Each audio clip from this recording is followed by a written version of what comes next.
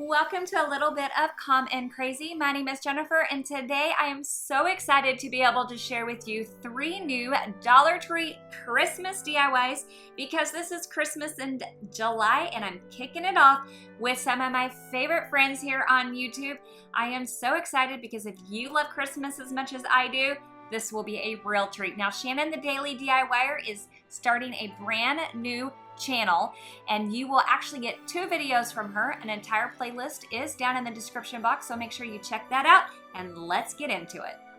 For this project, I'm using a Dollar Tree mat and the uppercase stickers that Dollar Tree carries. Now, you of course could use vinyl instead if you have like a Cricut or a silhouette, but I know that not everyone has, and this really is an easy project to do with these stickers.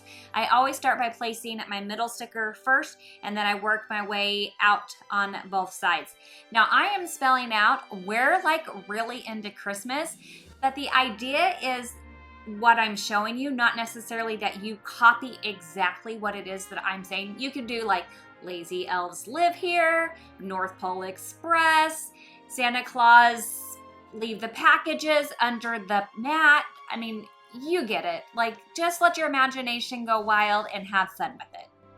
I have the stickers on there. I am using the painter's tape to create a box around the letters, and then I'm filling in any remaining edges with painter's tape. You could also cover it with like plastic wrap or anything else that you have.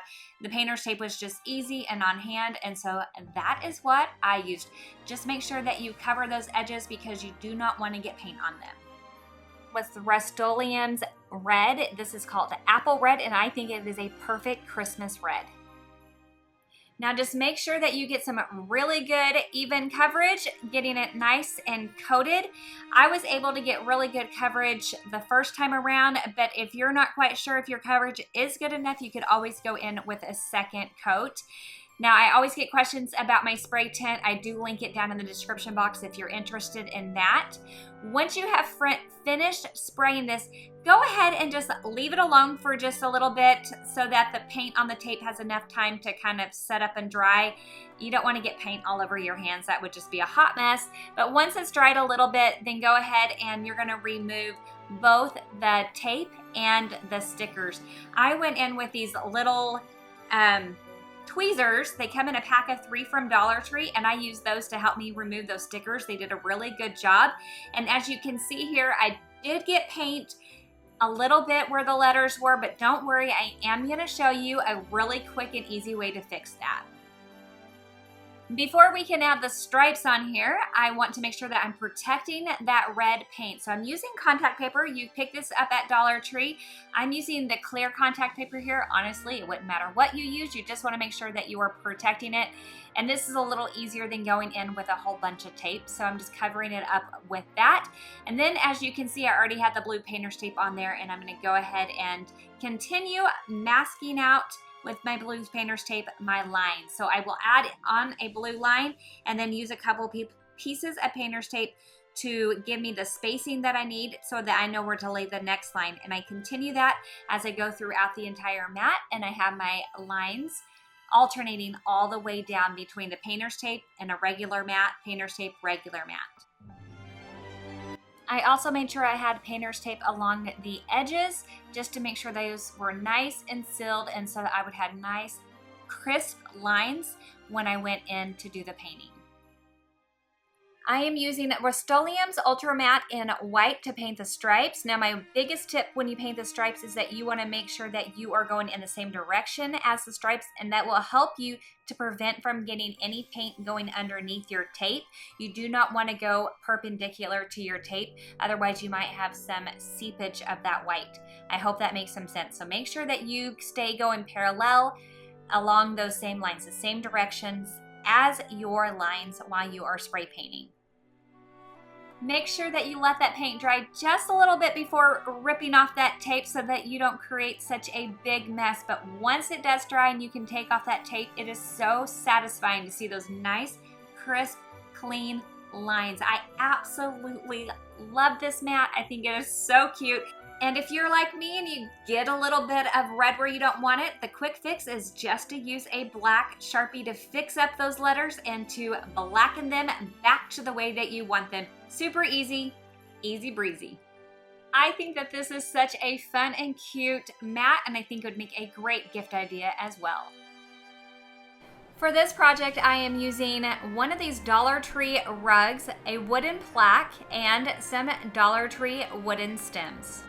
To start off with, I'm just taking a very basic Christmas tree shape and I'm tracing it out. I just created this pattern with this tree in 3 different sizes. I have an 8.5, a 6.5, and a 4.5 if you wanted to know my sizes.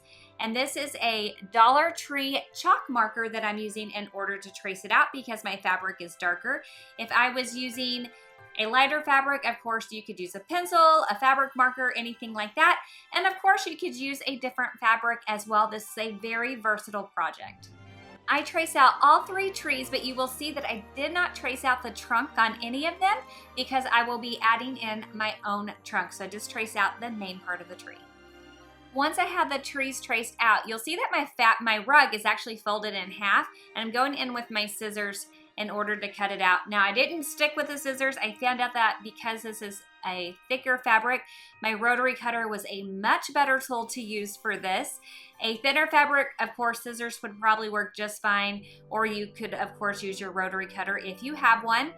Now, I would suggest going ahead and just doubling up your fabric and cutting the 2 together if you can. If you want to, you can cut everything separate. You do you, whatever works, but you are going to want 2 large trees, 2 medium trees, and 2 small trees if you are going to recreate this project.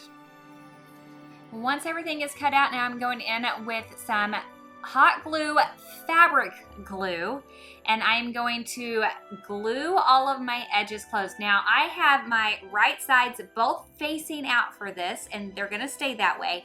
And so I'm gonna glue starting from the top of my tree and working my way down. I'm leaving the bottom open until after I stuff my tree and put the trunk inside. So go ahead and get your hot glue all the way down, close those sides. Then we can add the stuffing or the polyfill and then the trunk. So I just have some polyfill, I'm stuffing it up and around the tree.